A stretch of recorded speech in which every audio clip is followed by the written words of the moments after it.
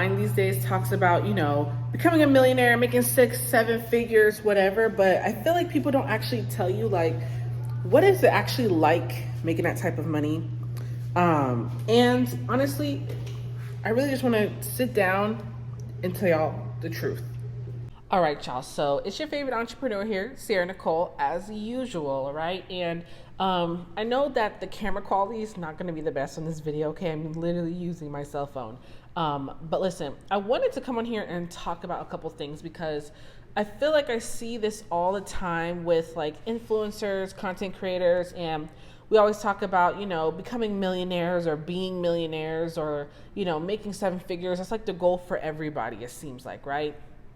And my business, we have a couple different business ventures, but my main online business, like with my brand, Sarah Nicole, we've made over I think it's like 1.24 million, something like that, in the last just 2 years, right?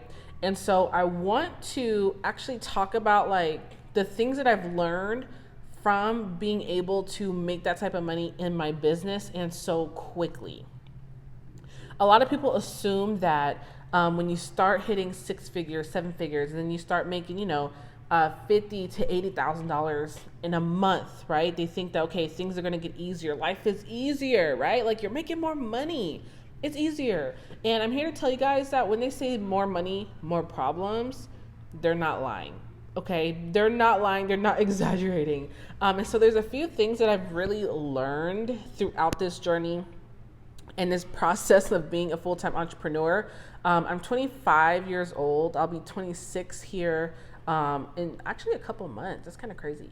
But being young, being a wife, a mother, it's a lot, okay? And so I just kind of want to dive into like some of the things that I've learned from doing okay in business at this age or whatever. So number one, honestly, one of the main things that I really want to talk about is when you start to have like really ambitious goals, like, making $80,000 every month or making $1 million, making, whatever it is that your goals are.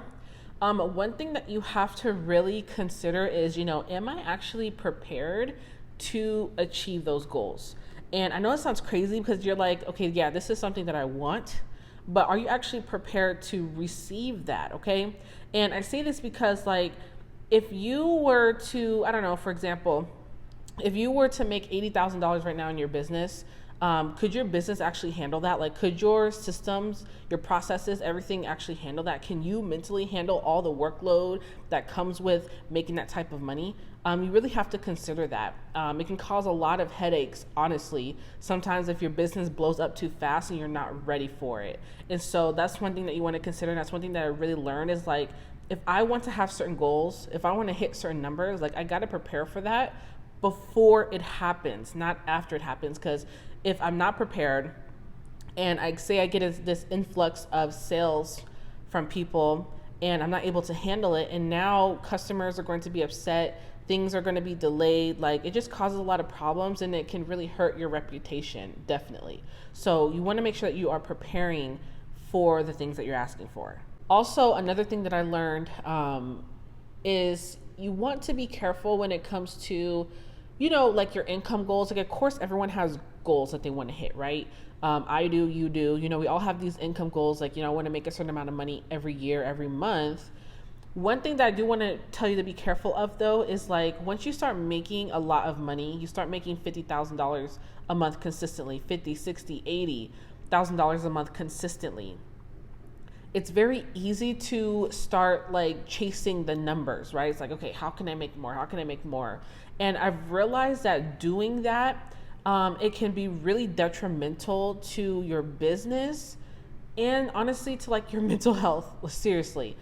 Because I know there was one point in time where like, because I don't know, I don't really talk about this a lot, but I do have an actual agency for as a part of my digital business where we work with clients one-on-one, right?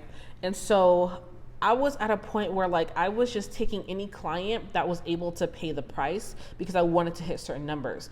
And I realized that just because someone can pay you doesn't mean that they are your ideal customer or client, okay? Because there comes to a point where if that customer is not a good fit, if that client is not a good fit, it's going to cause more headache than anything. And the money is not even going to be worth it. It may even end up costing you more money. You might end up losing. I know I've had a client before where I actually lost money, and it's because they were not a good fit, but they could pay it, they wanted to pay it, and I allowed them to do that. And so you can't just work with any and everybody. And don't just take clients, take customers just for the money. Like you need to make sure that, hey, is this my ideal customer and client? Is this somebody that I can work with, that I want to work with? And don't just do it for the dollars. Don't just do it for the money.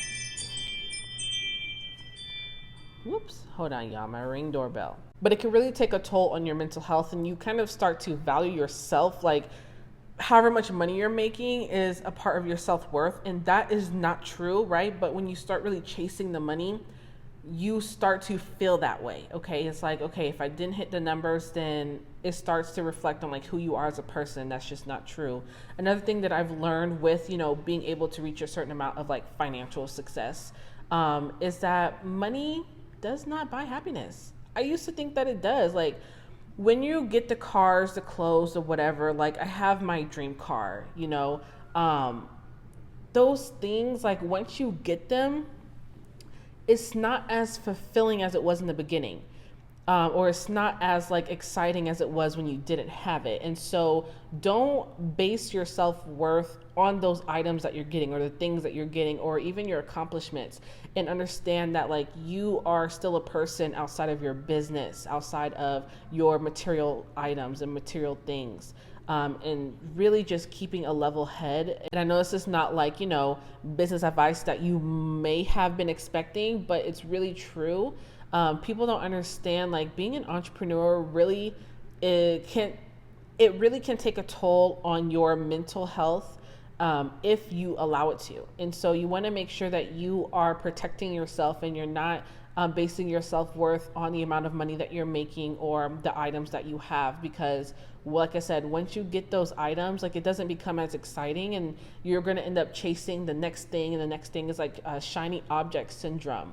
And you realize that, okay, now I have all these things, I have this like dream life, but then what else is there? Like, what else is there? I know that I'm kind of in the phase right now where I'm trying to kind of discover myself outside of just like entrepreneurship, right? Because I kind of made that like a whole personality trait, to be honest, which I love business, I love finance, but there's other pieces of Sierra that I want to definitely explore. And so as you are growing in your business, like you want to take that into consideration, and like you don't have to stop doing the things that you absolutely love, as long as it's not detrimental to you, it's not harmful to you or to your business. Like still do those things, because the materialistic things, like they come and go, they fade, okay? But experiences, memories, things like that is something that is literally priceless. But I've really learned a lot, and I could probably go on forever talking about just the different lessons that I've learned. And like I said, I know this is not like typical business advice that you may have been expecting, but I really hope that this does help you or help someone who is on this journey, on this path of entrepreneurship, because trust me, it's not easy, okay? It's not easy, but it's possible. And Austin, my husband, he says all the time, like, anyone can do, or he says, I'm sorry, everyone can do it, but not everyone can do it, right? So meaning like everybody has the opportunity, everyone has the ability to reach success, but not everyone can do it because a lot of people aren't willing to do what it takes. And so that's why I really want to come on here and just talk about some of my experiences as an entrepreneur, and give you guys the real, because with the social media era that we're in, like everything looks like glitz and glam all the time, and that's cool, that's fine, right, for the aesthetic, but entrepreneurship is hard, right? And that's why everyone can do it. But I know that, someone who's watching this right now, you probably have a vision for your life, you have a mission to help people, to impact people, and it's going to take you, going through some things. And so I just hope that sharing my journey can really help you guys a little bit, and just teaching you some of the stuff that I've learned from being able to hit that 1.2 million in my business. And some of these lessons, like I said, some of the things that I've learned has kind of nothing to do with the business, but it also has everything to do with the business, if that makes any sense at all. But you know, if you guys enjoy more videos like this, just to help you through the entrepreneurial journey and just maybe giving you more insight to what my journey is like and what it's been like, please let me know. Drop a comment down below. But you know, if you're new to my channel, I'm all about entrepreneurship, business, finance, all that good stuff. And you know, any other things that you want to hear about my entrepreneurial journey, just let me know. I'm definitely going to get more consistent on my YouTube channel, because I want to give more value to my community. You guys deserve it. You guys have been supporting me for the last few years, and I think it's time to really show like some transparency and like what it's really like to do this full time. So that's where we're at right now. Go ahead and hit that subscribe button if you haven't already. Hit that notification bell if you haven't already. I'm just here to encourage. I'm here to just help you, whatever you guys need. I'm here. I love y'all. I love my community. And so yeah, that's all that we got for today's video. I'm just gonna catch you guys in the next one.